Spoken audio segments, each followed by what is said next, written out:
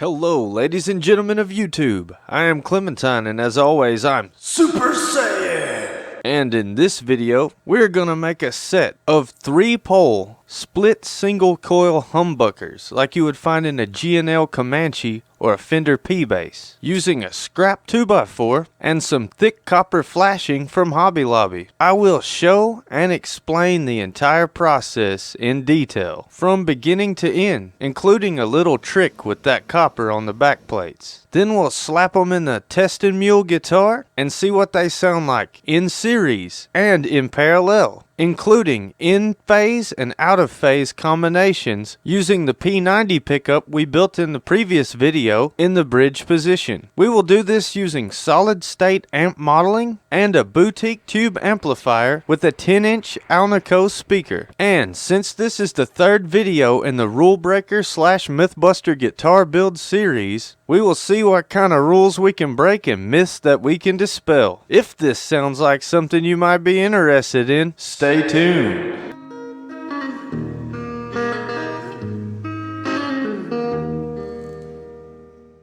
First, we will use a table saw to rip this piece of scrap lumber left from a garage repair into book-matched pine flatwork. Next, scissors are used to cut out a 3-pole pickup template that I had made previously. The paper template is used to mark bobbin outlines on the pine veneer, and although only 4 are needed, you will see later in this video why it is a good idea to mark extras. Next, a bandsaw is used to roughly cut out the bobbins. If you don't have access to a bandsaw, a jigsaw or coping saw could be used. And now a common luthier's trick of placing masking tape on each of the bobbins and joining them together with super glue. Then they were placed in a clamp to dry securely. After a few minutes, the stack of bobbins is removed from the clamp, and a homemade radius block was used to sand them down to shape. I used the flat sides of the block to sand the flat sides of the bobbins, and the concave bottom was used to dial in the radius at each end. And now we have a stack of flatwork, which resembles a short Fender Stratocaster pickup. Next, Elmer's wood glue is applied to the top of the stack, and the pickup template was glued into place. Then a finishing nail was used as a center punch to mark the holes. The holes were then drilled for the pole pieces, and then smaller holes for the P90 style mounting screws. And now great care was taken to separate them, as they are very delicate. The next thing we need to do is install the pole pieces using Maxwell's Rusty Hammer. These are just the cheapest humbucker pole pieces from Amazon.com. And now that 2 of those are done, you will see why I made so many extras. It is basically inevitable that when you are installing the back piece, 1 or more of them will crack and then break right in half like so. After wasting about 3 pieces of flat work, I got smart and drilled the holes bigger. And as you can see, now it is much easier. Then super glue is used on the back for added security. After drying, a Surform block was used to remove the excess. Now we can see what the finished pickup will look like. You can see that I tried to place the screw holes a little lower than the center of the pole pieces to prevent cracking, but results were marginal. So now it's time to drill the small holes for the lead wires. These will need to be sanded to prevent them from catching the magnet wire during winding. And now to crack open a big old can of fast dry polyurethane. Then to dip and soak the bobbins. This does 3 things. It will seal the wood, glue the bobbin together, and create an insulating layer on the pole pieces. Now the bobbins need to hang to drip dry for 12 hours. The only thing more exciting than watching grass grow is watching paint dry. Okay, now that the coils are dry, we're going to take this thick piece of copper flashing from Hobby Lobby and cut it into strips about half as wide as the pickup. Now it is placed halfway into this seam crimping tool, and a hammer is used to bend it over. And then it is crimped into a tight fold. This is being done to make it thicker or to give it more mass. Now the folded strips are measured and cut to size. Now it is time to glue them and place them on the back of the pickup. You may wonder why I'm doing this. There are several reasons. One reason is that this will give me something that's easier to solder to when it's time to place my negative lead wire. I'm going to wire these 2 copper plates in series with the coil on the negative end. That will create an electromagnetic shield for the back of the pickup, like a Faraday cage. This is the reason that you place foil inside of your guitar cavities and ground it. It's the same reason why the early humbuckers had a grounded metal cover. But the next few reasons are probably going to make people think that I'm crazy or that I need to wear an aluminum foil hat, but I would rather have a grounded copper hat, and let me tell you why. These copper sheets will increase surface area and magnetic permeability of my coil. It will also introduce some small amount of coupling capacitance using the rear flatwork as a permeable membrane, like a Leyden jar or an oil and paper capacitor. But the biggest reason, and probably the one that I'll get the most flack for, is that I believe it will reduce the frequency of magnetic transductance, meaning that the electrons in the coil just won't be able to shake around as fast. Copper is not magnetic, but copper is affected by magnets. If you drop a magnet down the middle of a copper pipe, it doesn't just fall out. It takes time to come out. It looks like it's in thick syrup. If you're thinking I'm completely insane right now, that's how a generator works. That's why it takes power to turn a generator. I'll make a quick graph to show you how this affects the sound. Here's a line or a vector going left to right. This will be the frequency. Think about this like an equalizer. Bass on the left and high-pitched sounds on the right. Or low frequency, slow wiggle on the left, and fast frequency or high wiggle on the right. Now we have another vector or line going up and down. We'll call this amplitude. This is a measure of alternate current voltage going from low to high. You can think about it as output or loudness. Here's a squiggly line. Let's say that this is the sound your pickup makes when you make a G chord. And you can see that tall hump in the middle that looks like a mountain. Well, that's the resonant peak. And as you can see, it's in the middle of the EQ. So that would mean that this pickup is the best at making mid frequencies. And with those copper plates being wired in series of the coil, or as part of the coil, it will bring this entire wave up, or simply just give the pickup more output. Now the coupling capacitance is going to be like somebody barely backed off a tone knob, like the capacitor in your tone circuit. This is the reason why a pickup with way too many winds on it sounds muddy. But now the part that I've never heard anybody talk about, and the part that's probably going to make people think I'm crazy. The mass of those thick folded copper plates in the presence of that magnetic flux is going to slow down the frequency of the magnetic inductance. So basically it will shift the resonant peak to the left, or make it easier for the pickup to make bass sounds. Or in common terms, that pickup sounds fat as hell. If you're still here after all that, thank you. So now I am sanding the back of the copper plates to promote good contact and solder joints. If you look closely, you can see that these plates are kind of in a zigzag pattern, opposite from each other, from one pickup to the next. This is a function of how they have to be wired in a Z configuration for humbucking. This is a pre-tinned solid copper wire taken from an old television set. This will be bent into a U shape and used to connect the copper plates. Myth alert. This stuff is plumber's flux. People will tell you that this is not to be used with electronics. But no, this stuff is the greatest invention since the vagina. And this is an industrial soldering gun. People will tell you not to use these on guitars because they will demagnetize your pickups. But my pickups don't have any magnets on them yet. Now, I'll dip my solder into this plumber's flux, and when used in conjunction with this powerful soldering gun, that thick copper plate will literally suck the solder inside of it like a piece of solder wick. And it will do it every time, without even heating the copper enough to make the glue let go.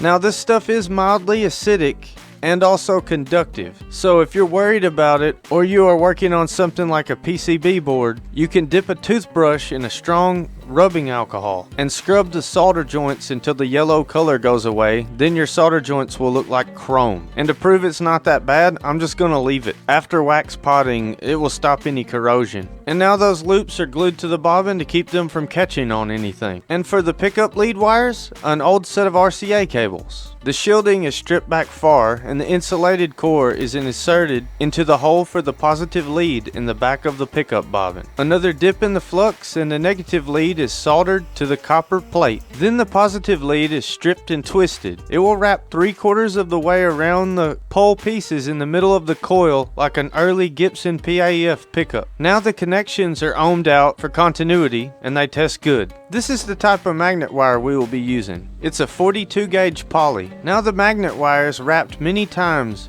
around the stripped section of the positive lead wire. Then it is soldered with a great deal of heat to melt the insulation from the magnet wire. Then the joint is covered by heat shrink. Now the positive lead is wrapped tightly around the bobbin and held firmly in place, with the first 20 or so wraps of magnet wire being done by hand. Then a whole lot of winding and winding and more winding. I don't count windings. I come in with an idea of what I want and I wind it until my heart says it's done. Since this was the pickup for the 3 unwound treble strings, I only wound it to 2.3K for more high-end clarity and less gain, and a smoother and more articulate sound. Now to wind the pickup that will go under the wound strings. I wound it and wound it and wound it some more until it was full.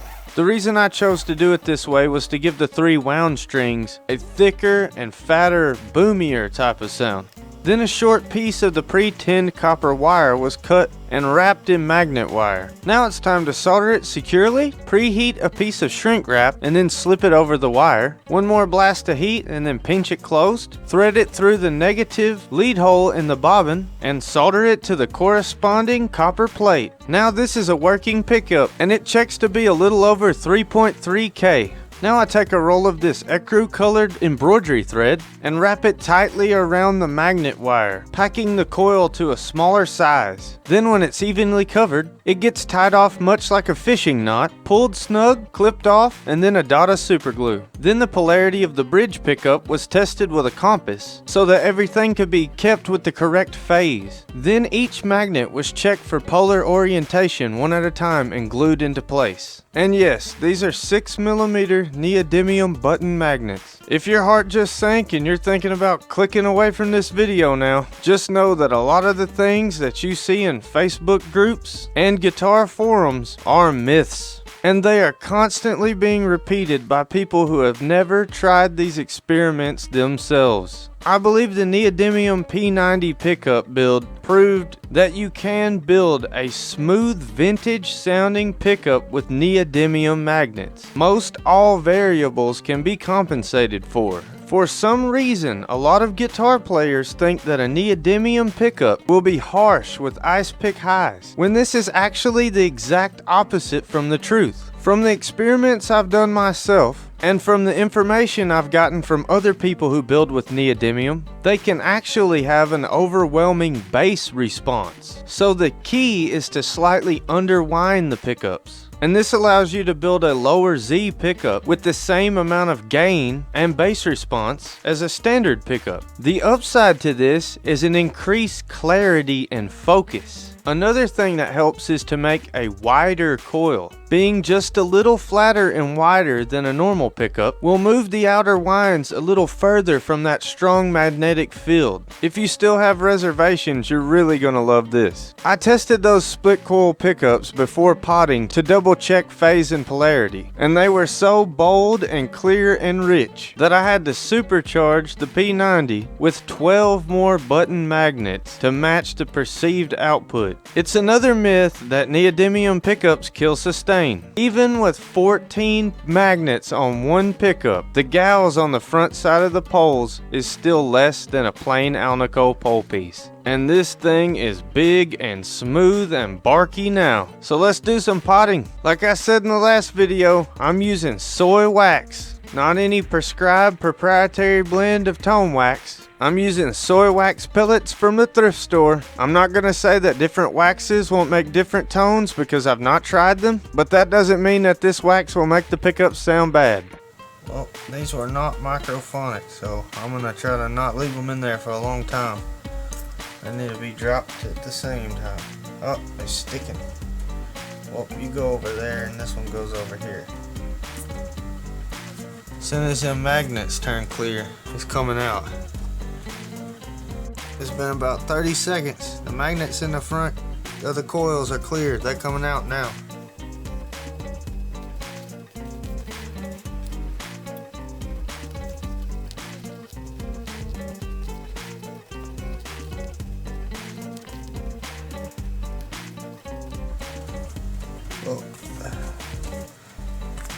Let them sit for a minute.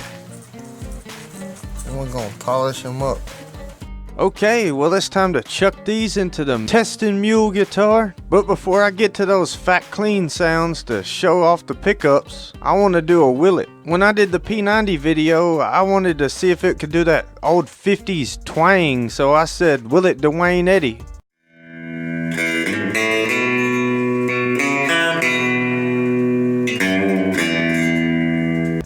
Well, even though these are just split singles, I want to see if they'll do that mid-rangey, squalling Gibson Firebird into a cranked Peavey Southern Rock humbucker sound. So, will it Skinnerd?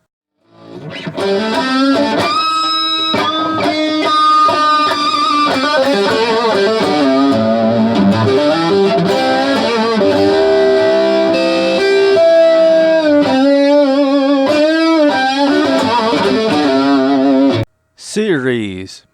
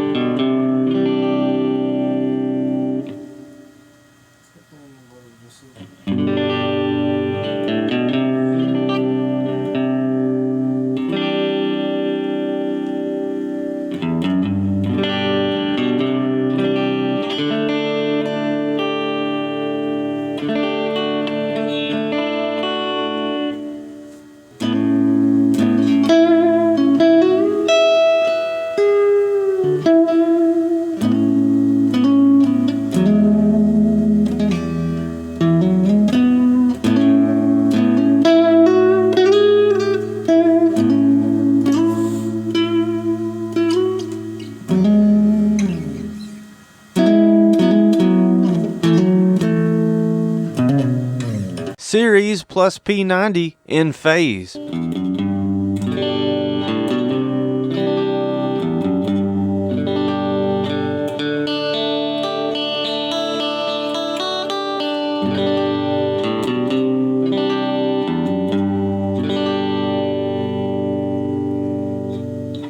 Series plus P90 out of phase.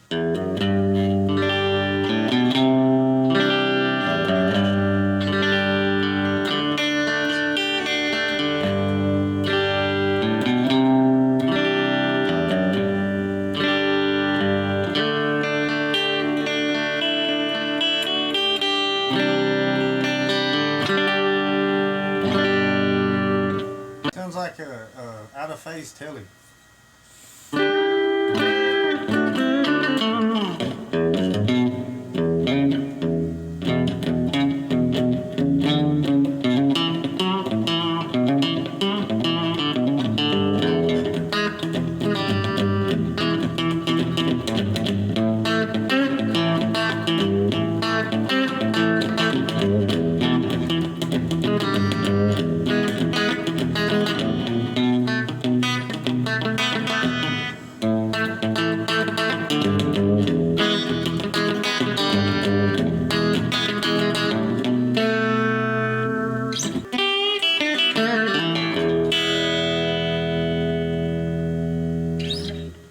Parallel.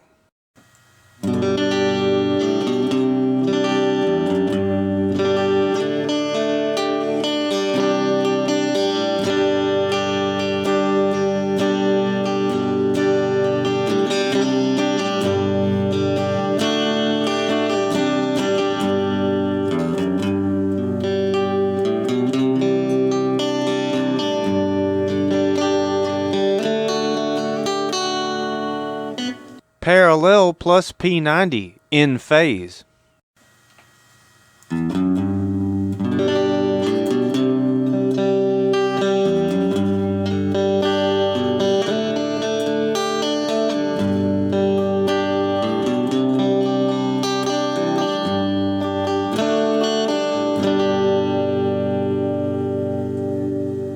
Parallel plus P90 out of phase.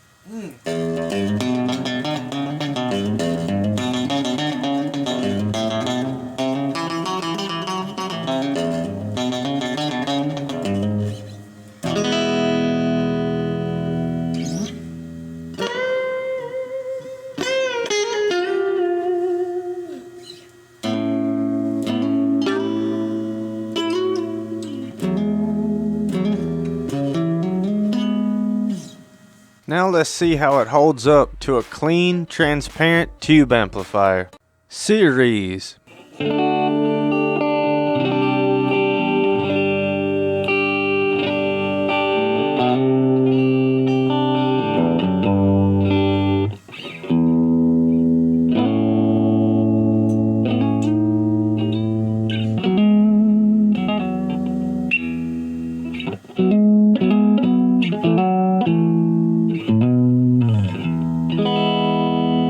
Series plus P90 in phase.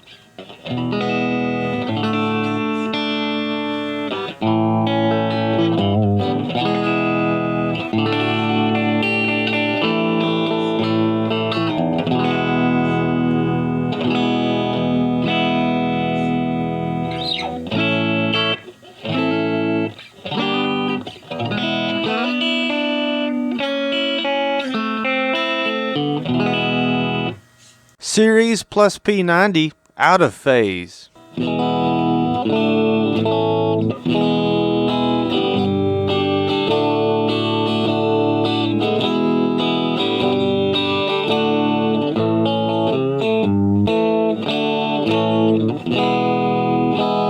Parallel.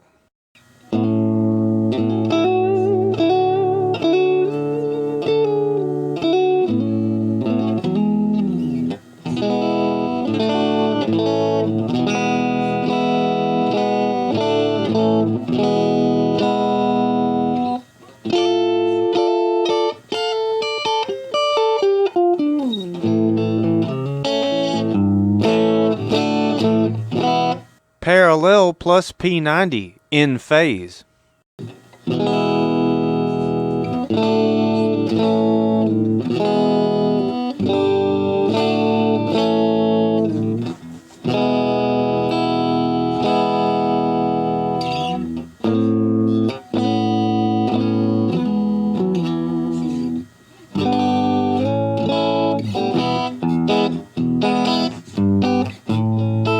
Parallel plus P90 out of phase.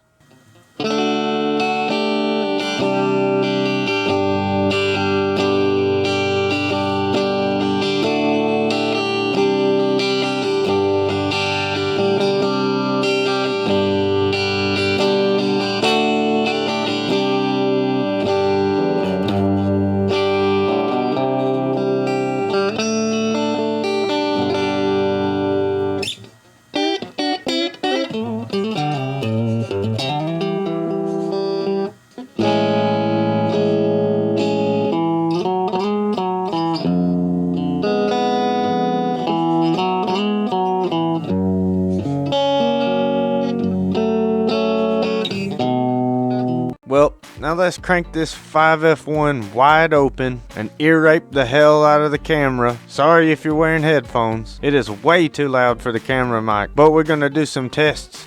Twin T magnets. Neodymium magnets.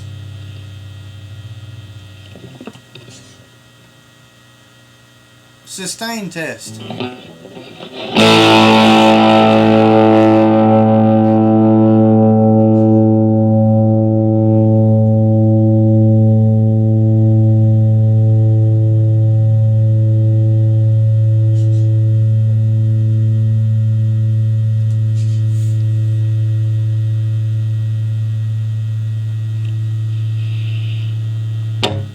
Buzzes, but it don't feedback, and I can.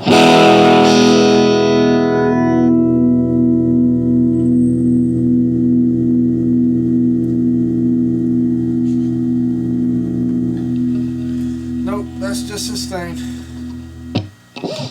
If any of you guys have stuck around this long, I really appreciate it. So I got something special. What would this guitar sound like through a Doppler sonar flow detector medical test unit that has been converted into a high gain guitar amplifier? There will be a full video of the conversion posted on this channel in the near future.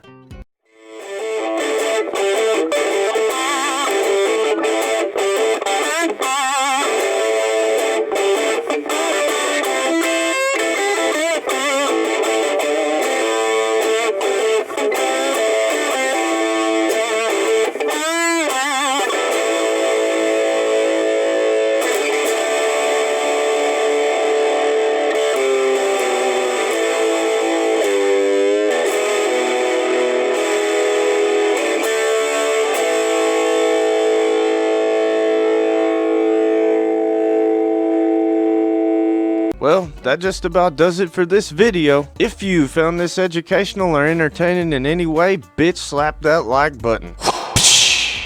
And as I stated in previous videos, the reason I'm doing this rule breaker / Mythbuster guitar build series is not to be a smartass. My goal is to dispel some of these commonly repeated guitar myths and to show that there really are no rules. Plumber's flux is great stuff. You can build a good pickup from neodymium magnets and it doesn't have to be expensive. I estimate this pickup build at between $4 and $5. If you enjoy this type of content, go back and check out my previous videos where we built a P90 style pickup from a scrap 2x4 and made a reclaimed oak guitar neck from a 1940s farm table. Maybe smash that subscribe widget. There are still a lot of videos left to do in this series. We gotta make a $5 roller bridge not suck. We gotta polish frets like a girl. We gotta build this big booty offset guitar body from an oak table. It's gonna need some kind of finish and some type of unique electronics. And I'm sure there will be other guitar, music, and electronics related videos sprinkled in between. If I inspire one person to think outside the box, try some off the wall things, do some experiments,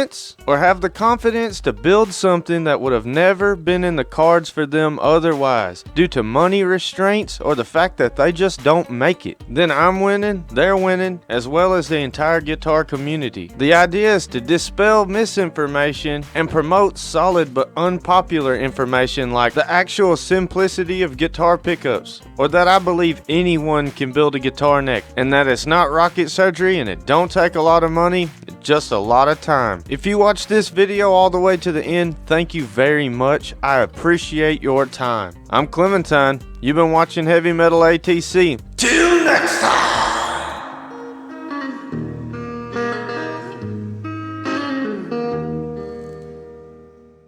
This stuff is the greatest invention since the vagina.